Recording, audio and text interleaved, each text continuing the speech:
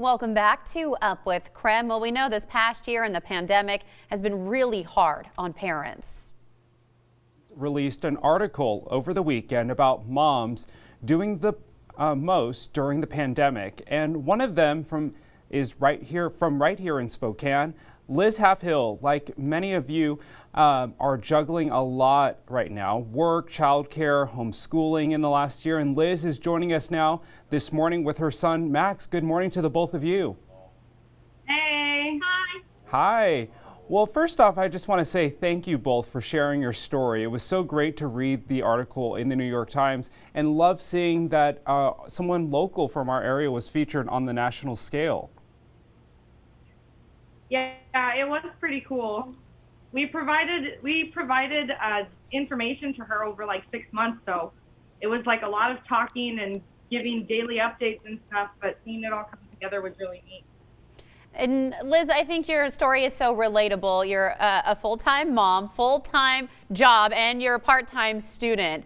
I think there's a lot of people that can relate to your situation. So what does it feel like when you have people from all over the country reading your story? I mean, when the story came out, I guess I didn't realize how far-reaching it would be. And all of the feedback I was getting from parents who were like, we feel exactly the same. Yes, this is what I'm doing. Yes, I'm crying for like 2 days because I felt emotional about how everybody felt the same, I guess. Yeah, and one of the ways that you talk about in relieving some of that stress in the article was about a routine that you guys, the both of you, have. Can you talk about some of the different methods you use to get out some of that stress? I think you know what I'm talking about. Yeah, so our little morning scream. Well, it's the primal scream, yeah. We have, I have a very loud family. I have 4 sisters, and when we get together, we're all loud in general anyways, but it sort of passes down into mine and Max's world where if we're frustrated, we just, it's totally acceptable in our house to just do it to each other in a moment of, frustration. So. Yeah, it's kind of allowing yourself to feel the frustration of the past year. So what advice do you have for other parents who've also just reached their breaking point? I don't have any advice. I like the whole point of the article is I'm struggling too. I think just however you're doing it is fine. Don't feel guilty. Just if you can keep going however you can. It's okay to not be perfect right now. Totally. And that's one theme I will say when I was reading the article is that the moms featured in it, including yourself, you all kind of talked about this theme of having some grace right now. I think that's something that we can all agree on right now as we walk through this pandemic.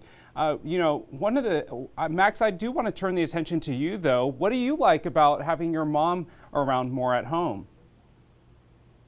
I'm allowed to use the stove to practice baking. I love that. And how has homeschool been?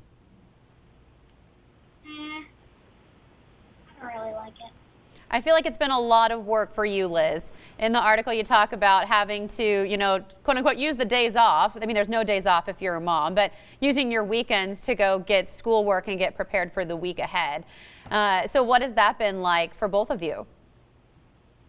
Oh, I mean, we are always busy, right? We're never not taking care of something. And I mean, when the pandemic first started, we were like so stoked to be home. It's like almost like a vacation at first. You're like, wow, we haven't been home in years, right?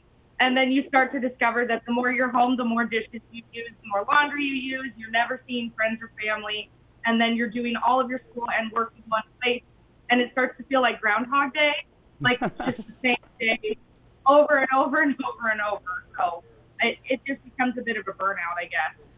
Well, and I have one question for Max. You are super mom, Liz. You've been doing it all for the past year. But Max, can you tell us your favorite thing about your mom? That she's really kind and accepting. Oh, I love that.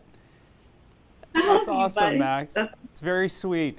And before we go, Liz, I want to ask you, what kind of wisdom would you like to impart with people watching this morning or people who have read the article? What do you hope people will take away from all of this? I have no wisdom. I just know that I saw a really great quote by the New York Times, and it said, "It's not burnout, it's betrayal." And the point of that is that we have these systems around us that haven't supported us very well through this, and we're feeling burnt out, and we put it on ourselves like, oh, I could be doing better, I could be doing more, but I think we're doing all that we can. And at some point, like, things have to come back, right, through vaccination or however it works. At some point, we'll have our systems back that support us. So it's okay if you're feeling burnt out. It's not your fault. It's just the way that it is. Well, Liz, Max, and it looks like the family cat there. We want to thank you for getting up early with us. I know you guys are very busy, so we appreciate you carving out a little time for us this morning. And of course, you can read that article right now in the New York Times as well.